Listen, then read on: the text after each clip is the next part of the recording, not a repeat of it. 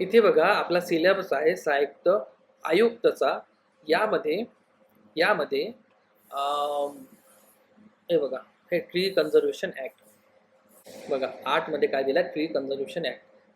तर या ऍक्ट अंतर्गत, ट्री कन्झर्वेशन ऍक्ट अंतर्गत आपण 2 ऍक्ट शिकणार आहे. ओके, आपण 2 ऍक्ट शिकणार आहे. ट्री कन्झर्वेशन ऍक्ट अंतर्गत आपण 2 ऍक्ट शिकणार आहे. एक शिकणार आहे केंद्राचा आणि एक शिकणार आहे महाराष्ट्राचा. एक शिकणार आहे केंद्राचा आणि एक शिकणार आहे महाराष्ट्राचा. तर बघा, हा झाला केंद्राचा पर्यावरण संरक्षण अधिनियम 1986, हा झाला केंद्राचा. ओके, आणि हा झाला महाराष्ट्राचा. महाराष्ट्र नागरी क्षेत्र झाडाचे संरक्षण व जतन अधिनियम 1975, हा झाला महाराष्ट्राचा. आपण आता केंद्राचा पाहिला, आता आपण महाराष्ट्राचा बघू, जेणेकरून आपला हा जो टॉपिक आहे ना ट्री कन्झर्वेशन ऍक्ट, हा कम्प्लीट होऊन जाणार. ओके, तर आता आपण महाराष्ट्राचा बघू. महाराष्ट्र नागरी क्षेत्र झाडाचे संरक्षण व जतन अधिनियम 1975. Maharashtra urban areas protection and preservation of tree act आहे ना, 1975 इंग्लिशमध्ये नाव आहे. आता एक मध्ये नाव आणि व्याप्ती आहे, 2 मध्ये व्याख्या आहे.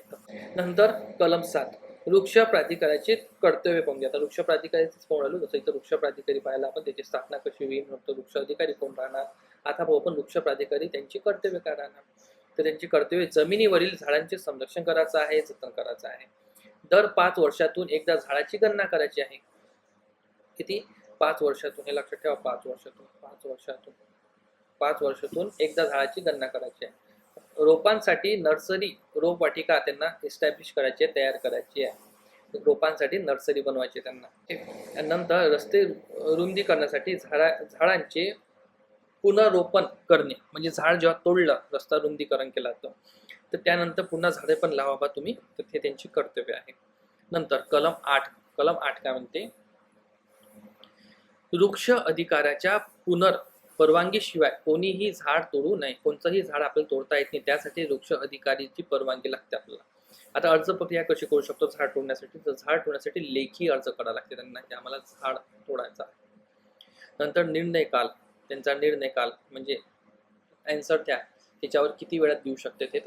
तर अर्ज मिळाल्यापासून 60 दिवसाच्या आत त्यांना निर्णय कळवणे आवश्यक आहे. 60 दिवसाच्या आत त्यांना सांगाच लागते वृक्ष अधिकाऱ्याला किंवा तुम्ही झाड तोडा किंवा नका तोडू. जर 60 दिवसात निर्णय नाही आला तर परवानगी दिली मानली जाते. किंवा 60 दिवसात मला 60 दिवस झाले आणि तिथून काही ॲन्सर आलंच नाही त्यांच्याकडून की तोडा नाही तोडा, तर मी मानीन किंवा मला परमिशन दिली आहे, मी तोडून राहिलो असं. ठीक आहे. नंतर शर्त, एक झाड तोडल्यास त्याऐवजी त्याच्या स्थानिक जातीचे त्याच्या किंवा स्थानिक जातीचे नवीन झाड लावणे त्यांच्यावर बंधनकारक असते, हे शर्त आहे. नंतर आहे जमिनीच्या मालकास पुरेसे झाड लावण्यास फरमावण्याचा अधिकार.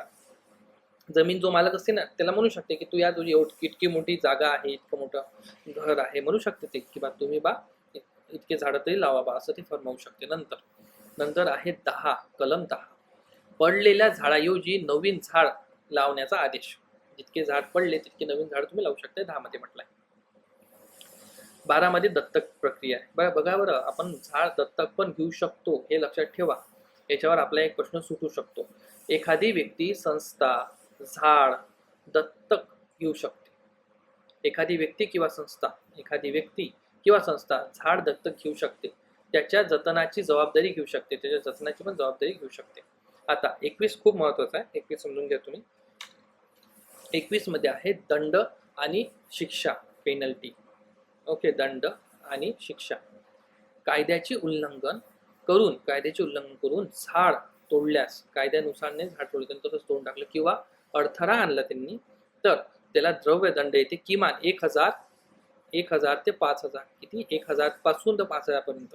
आणि कारावास होऊ शकते त्याला 1 आठवड्यापासून तर 1 वर्षापर्यंत कारावास होऊ शकते त्याला. 1 आठवडा, हे लक्षात ठेवा बरं, खूप महत्वाचं आहे, खूप खूप खूप खूप.